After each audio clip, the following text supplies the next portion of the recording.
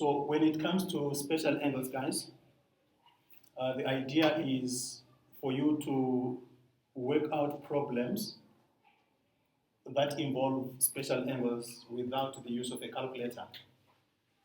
So you are expected to know what the sine of 30 degrees is without a calculator, the cosine of 30 degrees, the tangent of 30 degrees, the sine of 60, the cosine of 60, the tan of 60. Sine 45, cosine 45, and tan of 45 degrees. So you should actually know this without using a calculator. Which one do you definitely know, like without a doubt, you know it, you will know it anytime? Which one is easy here? Sine 45. Okay, sine 45. And tan 45. And cos 45, right? I think this is the easiest. But we look at this. What is tan 45? What is tan 45? I thought you knew tan 45. Without a calculator, like it's a 1, right? Tan 45 is 1. I find it easy to learn this one. It is the easiest to remember. Then sine 45 and cosine 45. The thing is, I know that they're equal to each other. Remember what we did from the core functions? 45 plus 45 will give us 90, which means the sine of 45 and the cosine of 45 should be the same. And right, your answer should be, is it 1 over root 2 or 2 over root 2? 2. Sine 45 opposite, which would be 1 root 2 over 1. Okay, what is 1 over root 2 equal to? Put 1 over root 2 into your calculator. And do not change it to a decimal fraction.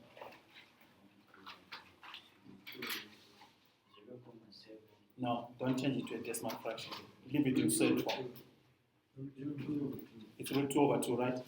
Now use your same calculator to find sine of 45. Sine of 45 is? Root 2 over 2. Okay. So cosine of 45 and sine of 45 are equal, and they're actually equal to 1 over root 2. This is where I can catch you.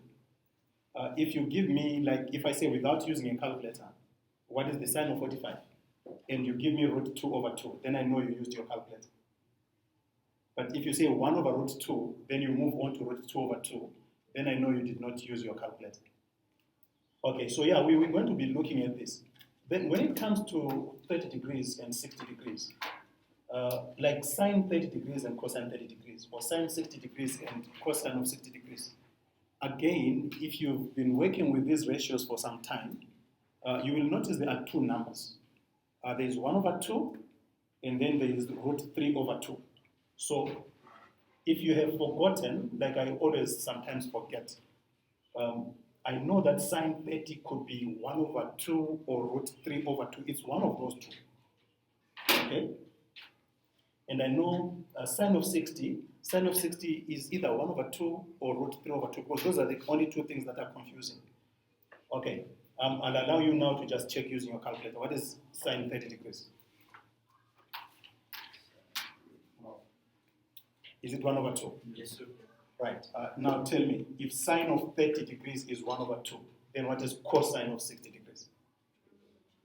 1 over 2. Right. And you see what I'm doing? Because 30 plus 60 will give us 90. So if sine of 30 is 1 over 2, then I know cosine of 60 should be 1 over 2. Right. What is cosine of 30? Use your calculator for now. Root 3 over 2. So this is root 3 over 2. So if cosine of 30 is root 3 over 2, then what is sine of 60? Square root of 3 over 2. All right. So like I was saying, I know that when it comes to 30 degrees and 60 degrees, there are two answers. One of them is 1 over 2. The other one is root 3 over 2.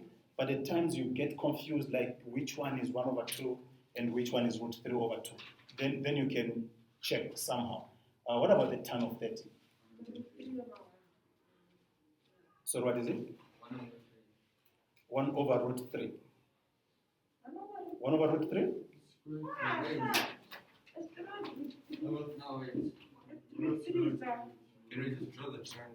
Yes, we will do that now. If you don't know it, it's fine. Use the calculator. What is tan 30 from the calculator? Root 3 over root 3, which is 1 over root 3. Okay. So 1 over root 3, which simplifies to root 3 over 3. Did you say root 3 over 3? Yes, sir. Okay. What about tan of 60? Root 3 over 1, which is the same thing as root 3. So you see, if you really want to learn this, you can actually come up with a strategy to learn these things. But let's do it the right way. We were using a calculator here. Let's do it the right way. Let's start with 30 degrees and 60 degrees. We will use triangles, and I'm going to draw a triangle which will give us these angles of 30 degrees and 60 degrees. The best way to start is to start off with an equilateral triangle. How many degrees is each of those angles there? 60 degrees, right? So this is equilateral, so this is 60 degrees. That's 60 degrees, that's 60 degrees. Then you will remember the properties of an isosceles triangle. If I drop a perpendicular from this vertex here, then we know that this angle there will become 30 degrees, and that there will become 30 degrees. Because this is our line of symmetry. So this line should bisect that 60 degrees to give us 30 degrees and 30 degrees. So I'm interested in this kind of triangle. I'm just taking one part like this part. So this is 30 degrees and this is 60 degrees. So I can quickly think of a triangle that will give me the angles 30 degrees and 60 degrees. Now, when it comes to the sides, we prefer to let the sides of the equilateral triangle to be equal to 2. You can let it equal to anything, actually. So if all the sides are equal to 2, then you see that this one will be 1. Because every side is 2. But this line of symmetry will bisect the 2 here. So this is 2 and this is 1, correct? Right, then using Pythagoras theorem, what is this one equal to? Then this is root 3. Okay, so if they say without using a calculator, and then they give you a special angle like 30 degrees and 60 degrees, and you have forgotten that sine of 30 is 1 over 2, or that cosine of 30 is root 3 over 2, you need to try and remember this triangle.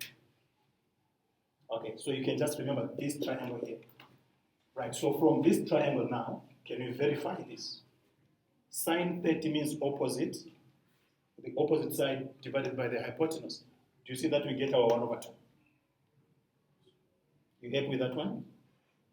Then the cosine of 30 degrees, cosine of 30 is the adjacent side, which is root 3, divided by the hypotenuse. That is where we get root 3 over 2. Then the tangent is opposite over adjacent, 1 over root 3. So it's 1 over root 3. I will know that you used a calculator if you just give me root 3 over 3. I know you are not using your calculator when you give me 1 over root 3 because I know you are using that diagram. So maybe just be careful there. Then you can do the same thing for sine of 60. Sine 60 is opposite over hypotenuse, there you are. Cosine of 60 is adjacent over hypotenuse, you get the same answers. Right. Any questions? So, yes. this like repeats again when you cut like the triangle looks like 1, where it's like root 3, that's answer. The thing is, we think first of all in terms of an equilateral triangle. And let's suppose each side is 2 units. obviously all angles will be 60 degrees. Then we drop the perpendicular height from that vertex, from any one vertex actually. Now we know the property or the properties of the equilateral triangle.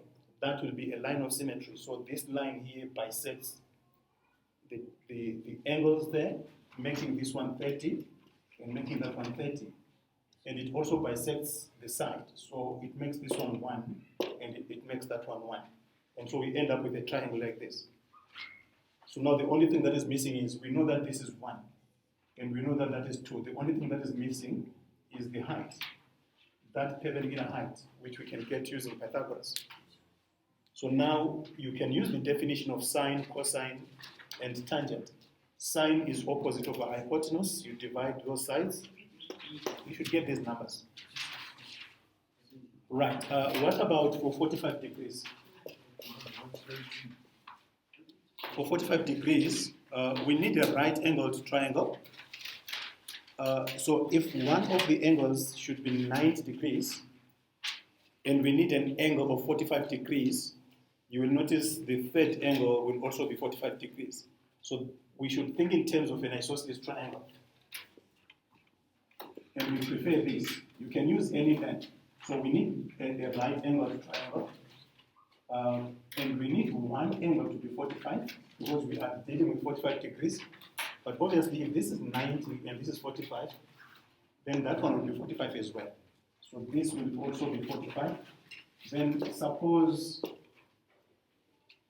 because this is now an isosceles triangle, angles opposite equal sides opposite equal angles must also be equal. So if this is 1, then that should be 1 as well. Then use Pythagoras. If you use Pythagoras, then the hypotenuse will be root 2. Agreed? Yes, sir. Now, if you look now for the sine of 45, now sine is the opposite side. So let's take this one. The opposite side is 1, and the hypotenuse is root 2. That is why I'm saying initially sine of 45 should be thought of as 1 over root 2. Of course, you can simplify this and get root 2 over 2. But I get suspicious if I just get root 2 over 2 straight away, because I then think somebody used a calculator. Because if you use your calculator, it gives you root 2 over 2 straight away. But if you use the diagrams, you should get first of all 1 over root 2, which will simplify to root 2 over 2. The problem is, this is a small thing really. Some of you will know now that 1 over root 2 is not simplified. It is very bad to leave your answer as 1 over root 2. But if you rationalize the denominator, we know that it gives you root 2 over 2. And this can be done actually in the head. It's not a big thing to move from here to there. Okay, guys, so these are your special angles. You will meet them, and then you will need to use them.